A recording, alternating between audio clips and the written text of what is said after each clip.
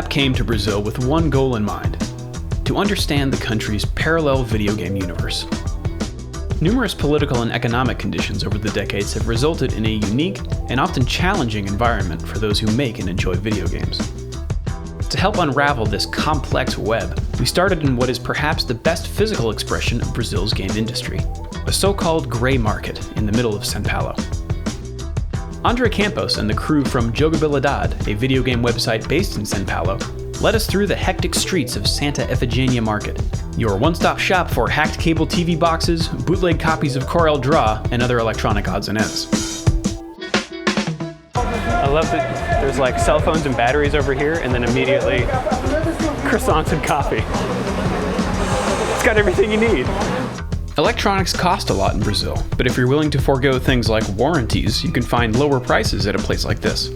Yeah, lower here than if you buy at what would be a Best Buy or something similar, but still pretty high. The PlayStation 4 produced in Brazil costed 4,000 reais. Produced in Brazil? Produced in Brazil. You're not even importing it? Not even.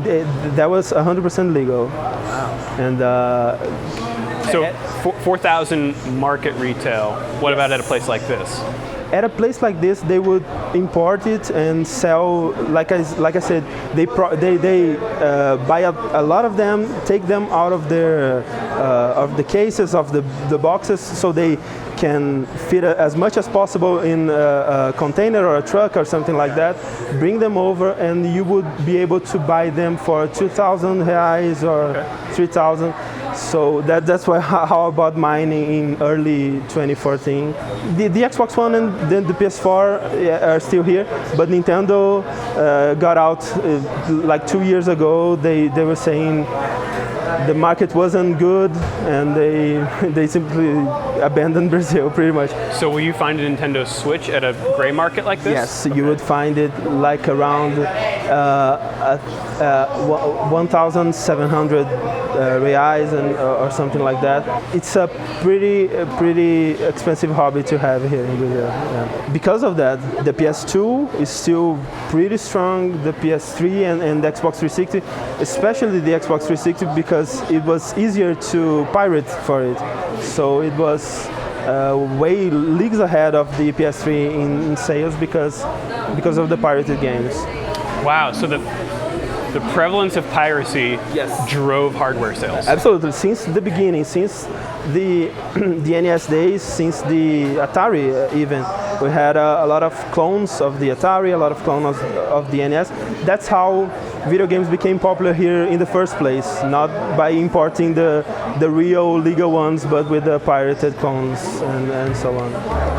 Brazil's game hardware landscape is a patchwork quilt of clones and officially licensed hardware that, due to Brazilian law, had to be manufactured in Brazil.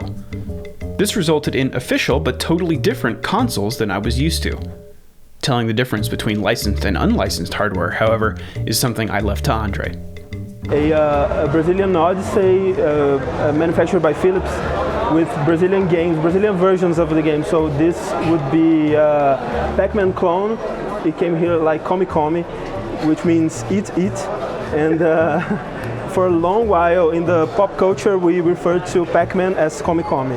A Master System clone down there, which is probably a Dynavision turbo game around here. NES clone that run only on the smaller Japanese Famicom cartridge. If you needed to play an American cartridge, you would need to buy an adapter. There was a lot of confusion back then. You would buy a magazine that said Nintendo games, but your console, it didn't say anything about Nintendo, so people were very confused. They started putting compatible with Nintendo. For more on Brazil's game hardware anomalies, we chatted with Gus Lanzetta, who, among many other things, helps run the SHVB, a game preservation project dedicated to Brazilian games. So what is this? So this is actually our first locally produced game console. Okay. This is a telejogo, so this is a Pong machine. You have game or practice. This is what channel it's going to transmit over because it's RF, so it's channel RF, 3 sure. Or channel 4. Get your nice RF cable here. Oh yeah, let me show you that. It's PAL-M, which is our video standard. During the dictatorship, they didn't want people importing stuff. They wanted the industry here to thrive. So they would go like, oh, so you can't import US equipment for your TV station because it's going to be the wrong color standard. Right. So manufacturers had to import the stuff, adapt it, and then sell it. So we have the Telejogo 2. And what year were these produced? These, the first one is like late 70s, and I think this one is still late 70s. But they did this well through the 80s. Oh, and this is multi-voltage. Hey, look at that. Because we have different voltages in different regions of the country here. Okay. So this is prepared for any region. But then we move ahead in time. Yes. To the Atari 2600. Light years. Which was licensed by a company called Milmar here, and they did the Dactar. Which is this. Which is actually, they officially licensed it from Atari to produce it in Brazil? Yes, see this? Atari is a trademark of Atari Incorporated. Why wouldn't Atari just sell it in Brazil, sell the Atari in Brazil? Since we were going through a time, it was a military dictatorship, it was a very protectionist economy. You know, they wanted the industry here to thrive. It was, I guess, similar to what Korea went through, where you couldn't really sell imported electronics. Like you needed to have like a local representative. So you had like JVC and other companies like that manufacturing the Saturn in Korea in the 90s. So I think it's kind of like that. They licensed it to another company. To a Brazilian company. Gave them the technology basically to then produce in Brazil and be able to sell it. Okay. And sometimes it would, like they would import like the boards completely ready and just done, and they would make the carcasses and stuff like that. That still happens now with the PS4 kind of started out that way, and I think it still is that way. Okay. But it helps you get around some tax stuff. So just assembling it here was already, So you can say it made in Brazil. Made in Brazil, nice. Yeah. This was our Atari joystick. It looks more like a flight stick, which is way cooler. It's way more, like it fits your hand better. Yeah. And it's kind of like a copy of the VCS. It looks very similar. Yeah. So. And because it's licensed Atari hardware, Atari games will work on this? Yeah. Just we have I showed you a cartridge right here. Yeah. This is amazing. This is this was a regular box. Like you can find a lot of Atari games with this just this logo, and it just means just in case there was any confusion. Yeah. It's a cartridge with advanced technology. Oh, that's cool. And you see, that's very advanced. That is very advanced because you have 4 games. So like this, you have game 1, then game 2 is like this, and then game 3 is this, and then game 4 is like that. Got it. Are these again officially licensed? Yes. And sold by Dactar? Yeah. Okay. They were, because since Atari didn't publish, I think all of these games, they didn't care. Okay. Right? And even stuff like Gradiente, which would later license the NES to bring it over, they had their own NES clones, and they had some unlicensed, like they would bring over games without licensing them. So there's a lot of kind of shady stuff happening back then just to get games here. Tectoy, which is the company that brings over Sega stuff to this day, old Sega stuff, not like 360 games, but they were formed by people that Gradiente had kind of made a division to go research games, see if we can bring games over here, see what's that. So they traveled, they made contacts, they figured out the industry, and they were like, we can make a lot more money if we just make our own company. So they left Gradiente and opened up Tectoy, and then they were like, oh, we have a company now, you should license stuff to us. So they brought Sega over, and then people were trying to bring over Nintendo, and that took a while. I think Nintendo was harder to convince to let us make cartridges here, let us assemble NESs and SNESs here.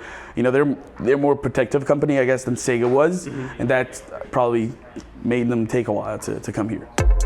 Back at Santa Efigenia, Sega's head start was clearly visible in the sheer volume of games on shelves.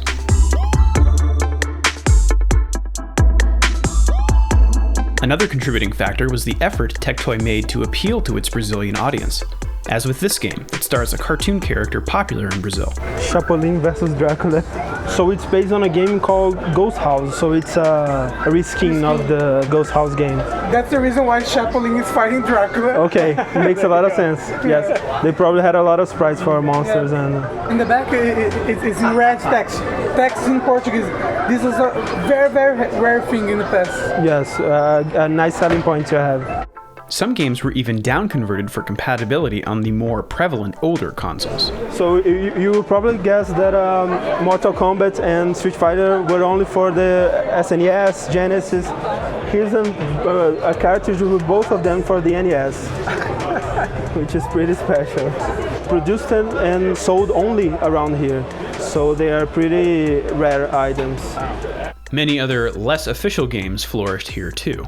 It is a mod of Speedy Gonzales from Super Nintendo. Wow. And you save Mario.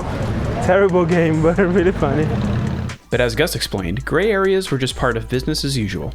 If you went to Santa Virginia, I can tell you a lot of stuff about that because when I was a teenager, I started out working for like the Chinese mafia-owned places that sell pirated games. So, and we used to do a lot of shady things. Like we knew when the cops were going to raid the place. Like they would tip us off. So it was usually on Mondays. Who would tip you off?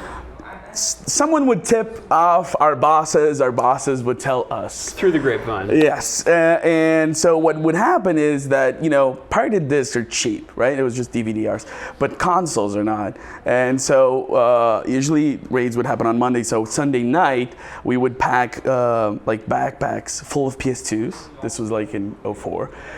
And pack them full and just go to cars in the parking garage and just hide them in the trunk, because when you have a search and apprehension warrant for like a mall, it covers all stores. It doesn't cover cars in a parking garage. That's news you can use from Cloth Map. Yes. But that's the kind of, shall we say, ingenuity to be expected with a population of die-hard video game fans. Like this guy, who runs a store called Super Anos 80 and was very eager to show off his substantial collection.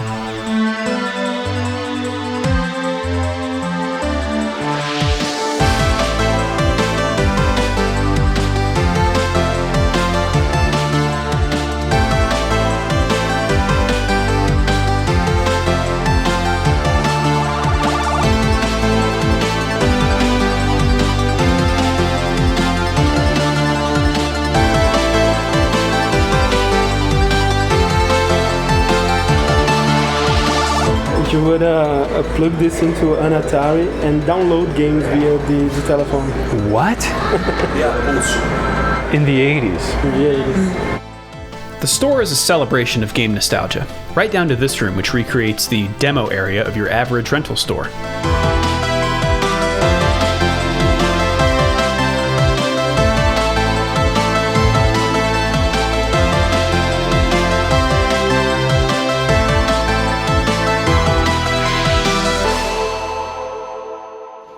Back at Gus's place, I got some hands-on time with another nostalgia bomb, a Master System with dozens of built-in games. Oh yeah. SNES Classic, eat your heart out. Yeah. Well, don't, because... Maybe not. Maybe not, yeah. So, no cartridge slot, because it's got all the games you need. Yes, they started doing that with the Genesis eventually. This is like one of the first models that didn't have a cartridge port, because it was just like an expensive piece, and most people weren't buying cartridges anyway. Okay. And so this is their next to last cartridge they ever produced. So this is our version of Who Wants to Be a Millionaire? Do you know what year? This was probably 2001. 2001, they made a Mega Drive cartridge. You're gonna like this. This has Need for Speed Pro Street Genesis version. This is way later. This is 09, I think. And when you say like versions of those games, are they hacks? Are they unofficial ports? They're official, licensed by EA, and they, from what I can get, there's not a lot of information, but from what I've played of it, it looks like just ports of mobile versions. And those games, in theory, if made on a cartridge, would run on a Genesis or a Mega Drive. They would. There's like the main game on that wouldn't, because it uses an extra sound chip, because it's a Guitar Hero for Genesis, and it has actual vocals on it. Oh yes. My world's on fire, how about yours? That's the way I like it and I never get bored. Hey now, you're an all-star, get the game on, yo, play. Hey now, you're a rock star, get the show on, get paid. And all the glitters is gold, only shooting stars break the mold. What's Cheers? Saúde. Saúde. Saúde. Means health. Yeah. All right. All right. Saúde. Saúde. Saúde. Right. Eita, cara.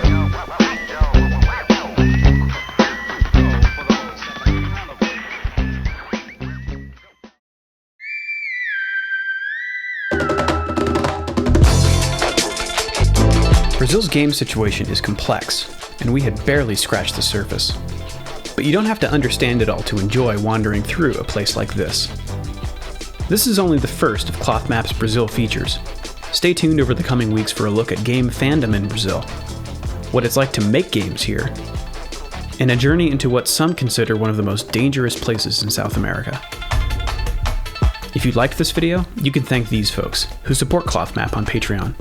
Their contributions help pay for flights, accommodation, transport, guides, translators, camera operators, editors, music licensing, and more. If you think stories like this deserve to be told and would like to see more videos like this, consider joining us over at Patreon. You'll also get early access to videos, behind-the-scenes notes and documents, extended cuts, live stream chat, and the ability to vote on where Cloth Map goes next.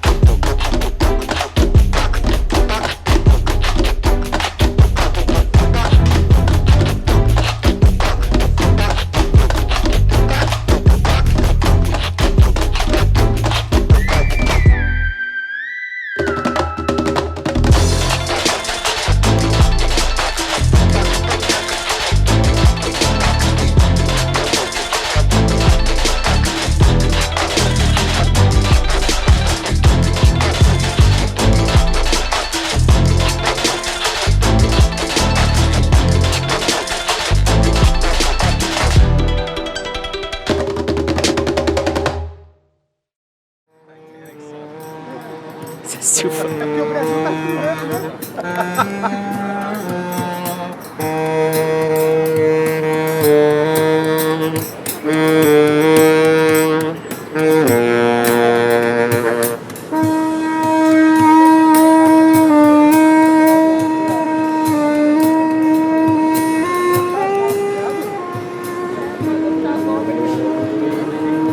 What a funny song for that dude to learn together. Hã?